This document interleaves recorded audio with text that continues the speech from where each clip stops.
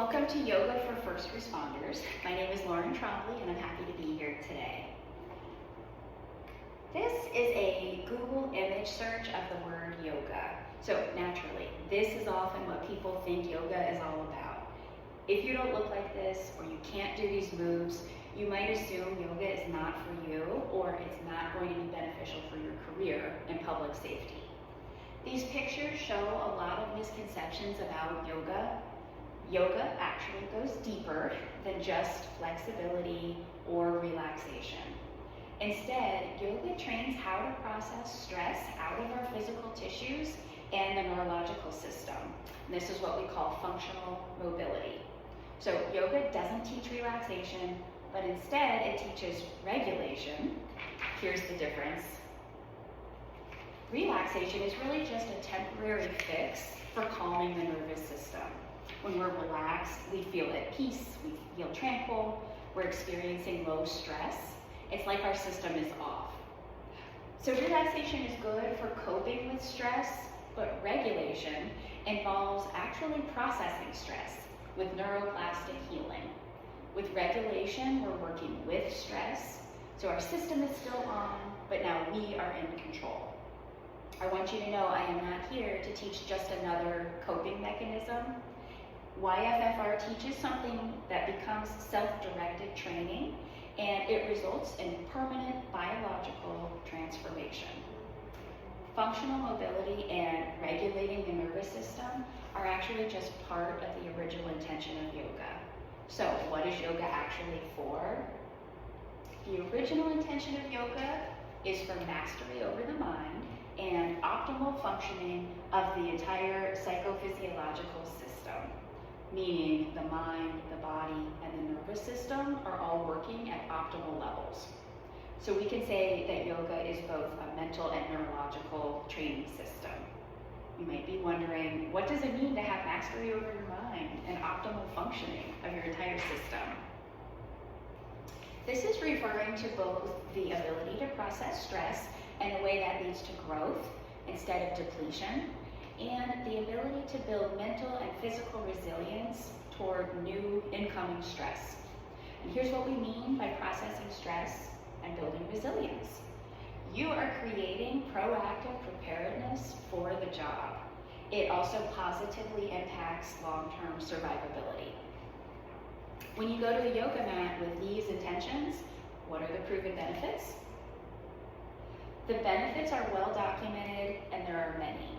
So we're talking about benefits such as a better ability to self-regulate, enhanced self-awareness and situational awareness, better proprioception and fine motor skills, better verbal expression, better problem solving, increased physical strength and mobility, more effective sleep and recovery, performing well under pressure.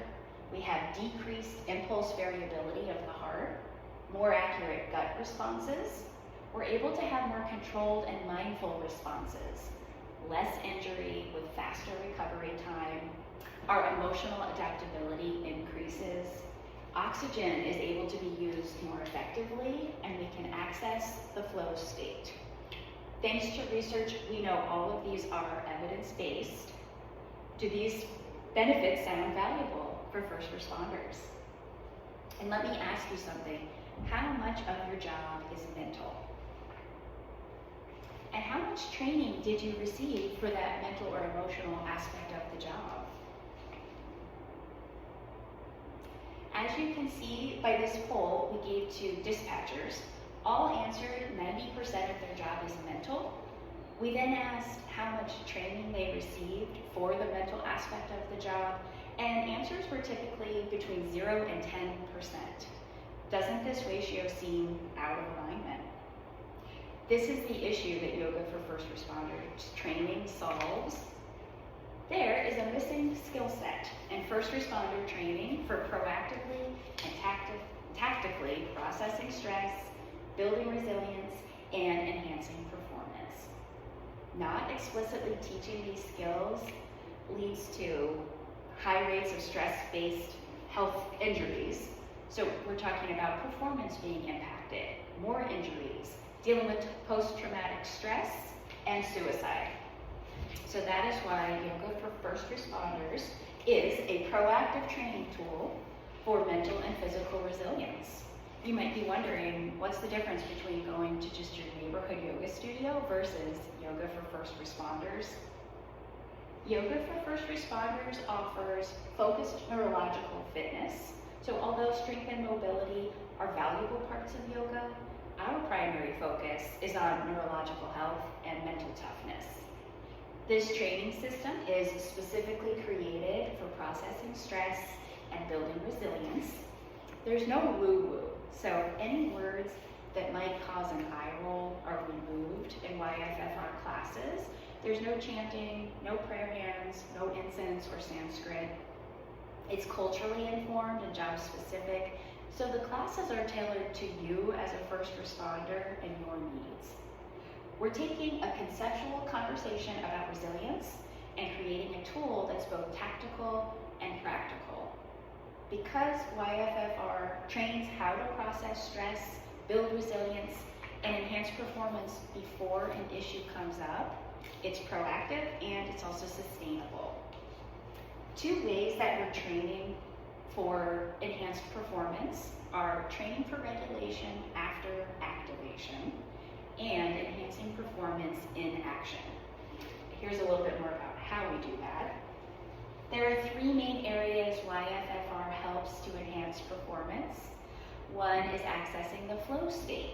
So this is when we're in the zone. It's an optimal state of consciousness for high levels of performance. Another one is in high pressure situations, we're creating a pathway for predictable and consistent outcomes. The one thing that really determines how we approach a high stress situation is our perception about that situation. For example, when Navy SEALs go through their Hell Week, their tactical skill level's probably about the same. It's really their mind that determines whether they make it through or not. The mind can be trained. So YFFR includes mental reframing techniques to use this training as a way to change our perception from a threat to a challenge that can be overcome. First, we overcome that on the yoga mat, and it gives us techniques to be able to do that in life and in work.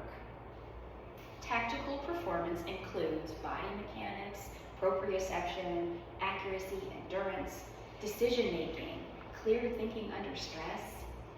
We use breath control. It's helpful for air management of an SCBA, as well as recovery and regulation after stress.